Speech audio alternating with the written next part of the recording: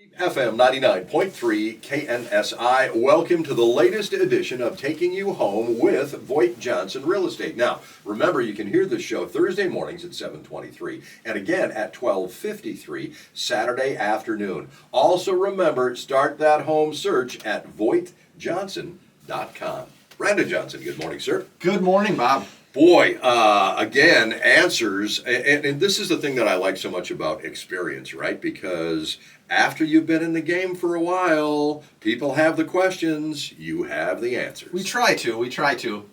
Well, let's go with this one. My wife and I recently started our home search for our first home. First of all, congratulations, that is so awesome. Yes. Each agent we call to see a home wants us to sign a contract before we see the house. We do not feel comfortable signing a contract. What are the options? And I got to think this may have something to do with some recent legislation. Yeah, no, that's a question that's very timely in our market. And so what's happening, and it is a correct statement that we as realtors are required to have a written agreement, a signed contract before we can show a home. Okay. That's just the way it is. That's the rule.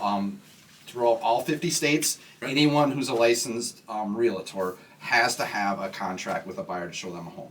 Now, but there's a lot of options that these people, what I'm inferring is they don't know the people they don't feel comfortable yet at this point making a formal commitment to that agent, which is fine, totally normal. Yep. So a few things just of advice. First of all, open houses.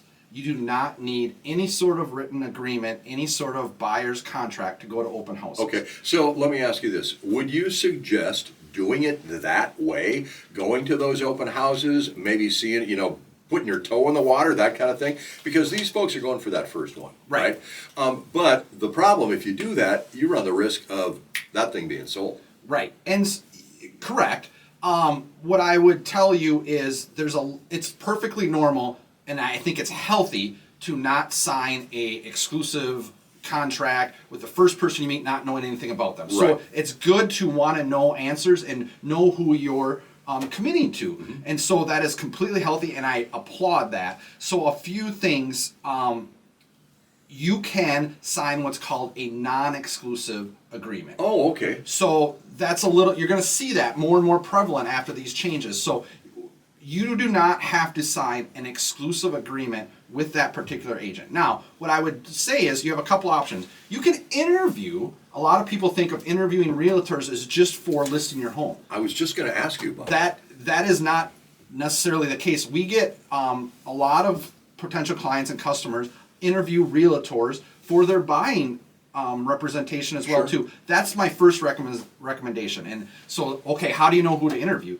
Well, my recommendation, just like anything, not just realtors, but electricians, dentists, whomever, I would say ask your friends and family who they use and pick the top 3 names that you hear. Right.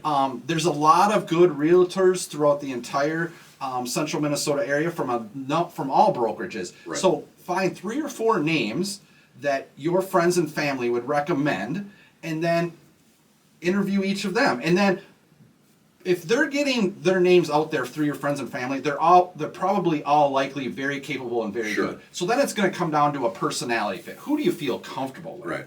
Who do you trust? So likely the majority of anyone that's referred to you is going to be capable and good. And it's really then who do you feel comfortable with? So you can interview agents. You can also say, to your point, if a hot property comes on and there's that fear of loss, which is totally realistic. Oh my, yes. You can do a contract specific to that house. Oh, okay. Meaning it only is applicable to that property. So it doesn't have to be an all-encompassing exclusive agreement. It can be non-exclusive. It can be specific to 1 or 2 properties. It can be specific to a time period of a day or two.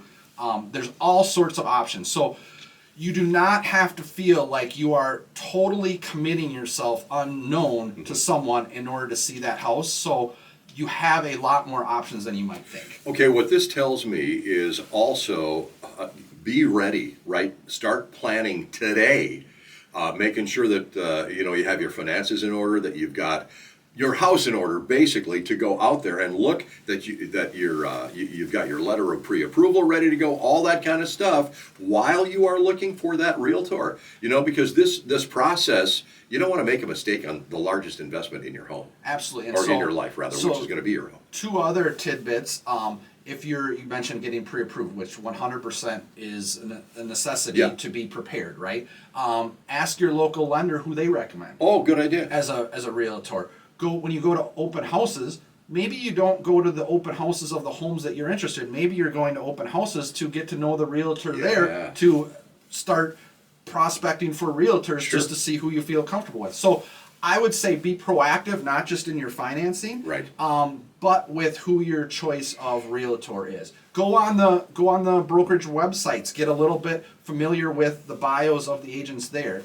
So there's a lot of things you can do to be proactive to start deciding or ciphering down who you're going to use for your realtor. Okay, look at it like this, I think.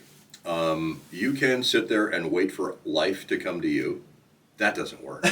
You got to go out there and grab life by the horns. Yep. And this is one of those things. If you want a house, get busy. Start doing the right stuff. It's not like it used to be. This is a whole different animal right now. Yeah, and so it is true that in order to see a house in the current market, you do need a written contract with that realtor. But some of the things that we just discussed about how you can kind of go through, get relationships, get referrals, feel more comfortable, and some ways that you can make it specific where it's not exclusive for that house will help you feel more comfortable in that situation. But at the end of the day, unless it's an open house, you do need some sort of written agreement for that realtor to show you that house. Start the process now, right? Get these interviews down. Find yourself a realtor. 100%. 100%. Brendan, thank you. Thanks, Bob.